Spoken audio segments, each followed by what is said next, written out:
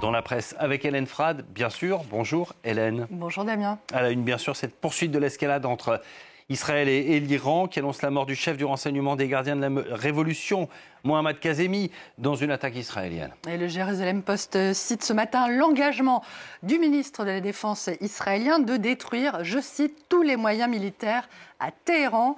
Une menace dans le brouillard de la guerre où les intentions réelles des uns comme des autres restent difficiles à cerner. En témoigne le débat évoqué également par le journal sur une possible élimination du guide suprême de la Révolution, Ali Khamenei, à laquelle Donald Trump aurait mis son veto, selon l'agence de presse américaine Reuters, mais qu'Israël dit ne pas exclure, selon le chef du Conseil national de sécurité israélien, qui assure que les États-Unis n'ont, je le cite, aucun pouvoir d'imposer un tel veto. Le Jérusalem Post Damien qui indique également qu'Israël s'est préparé à l'éventualité que la guerre puisse durer des semaines, mais que ce délai pourrait être raccourci, l'armée israélienne ayant atteint la supériorité aérienne totale sur Téhéran, plus tôt que prévu, selon deux responsables israéliens également cités par le journal.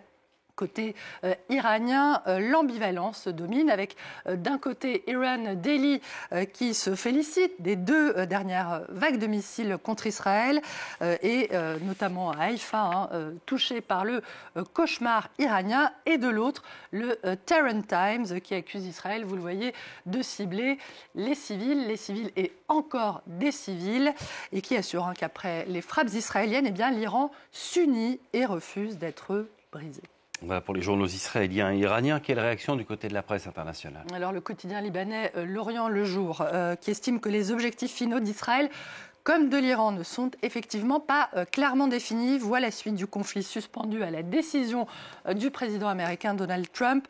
Pour le quotidien libanais, Damien, l'issue de cette guerre revient à choisir, je cite, entre la peste et le choléra.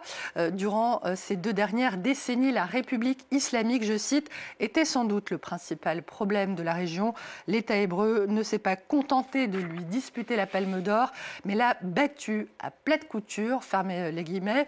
Cette analyse est d'ailleurs assez proche de celle ici en France du quotidien Libération qui renvoie, vous le voyez, dos à dos Benyamin Netanyahou et Ali Khamenei, deux dirigeants qui ont intérêt, selon Libé, à poursuivre les hostilités pour se maintenir au pouvoir face à un Trump qui peinerait à reprendre l'initiative.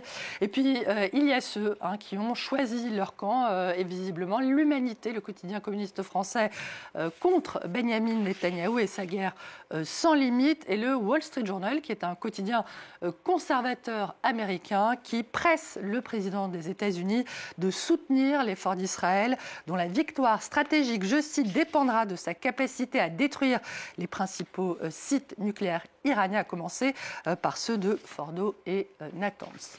Un conflit entre Israël et l'Iran qui risque de faire passer la guerre à Gaza au second plan. Et pour le quotidien de gauche israélien Haaretz, le fait qu'Israël se concentre sur le front iranien ne doit pas faire oublier ce qui se passe dans l'enclave palestinienne où 65 personnes ont été tuées au cours de la seule journée de samedi, selon le ministère de la Santé de Gaza. Depuis des mois, Gaza est un lieu abandonné où se déroulent des massacres aveugles de civils, une famine collective persistante, une aide humanitaire insuffisante, voire volée, voire inexistante, et le risque d'une aggravation de cette situation qui s'accroît alors que l'attention mondiale se tourne vers le conflit avec l'Iran, alerte le quotidien Gaza, pour laquelle des milliers de personnes se sont mobilisées aux Pays-Bas hier, où le quotidien NRC fait même état d'une mobilisation croissante par rapport aux manifestations des semaines précédentes. Mobilisation également en Belgique. Le soir fait état d'une marée humaine d'une ampleur inédite à Bruxelles contre, je cite, le génocide en cours à Gaza. Voilà pour cette page consacrée au Proche-Orient. On prend la direction du Royaume-Uni maintenant, Hélène, où une femme vient d'être nommée à la tête du MI6, le renseignement extérieur britannique, et c'est une première. Oui, la nouvelle patronne, la nouvelle M, c'est elle, Blaise Maitrewoli, qui est actuellement chef de la division technologie, alias Q, le génie des gadgets dans les James Bond. Cette actuelle Q, future M, en réalité on dit C comme Chief chef dans la vraie vie, a occupé auparavant des postes opérationnels au Moyen-Orient et en Europe, d'après le Financial Times, qui précise, Damien, que Blaise Maitre-Boily prendra ses fonctions à la rentrée en octobre prochain, lorsque l'actuel patron du MI6, Sir Richard Moore, quittera ses fonctions après un mandat qui aura duré 5 ans.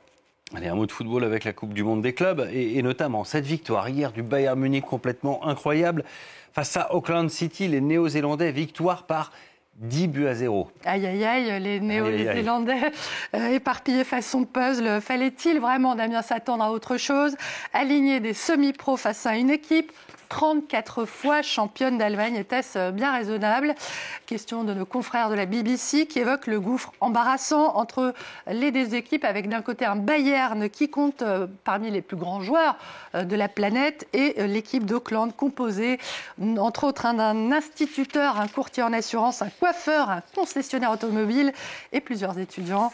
Au-delà de ce décalage abyssal entre les équipes, le Télégraphe au Royaume-Uni toujours critique la drôle de compétition, cette drôle de compétition impulsée par le patron de la FIFA, Gianni Infantino, ses sièges vides, ses joueurs épuisés et la chaleur excessive, un tournoi qui pourrait s'avérer finalement à l'arrivée assez embarrassant pour la FIFA, qui proclamera sans doute, je cite, que la Coupe du monde des clubs est un triomphe, alors que la compétition patauge dans une vague d'indifférence, selon le Télégraphe. Indifférence, sauf évidemment chez les inconditionnels du foot, notamment les fans du PSG, puisque l'équipe parisienne a complètement atomisé l'Atlético de Madrid 4-0.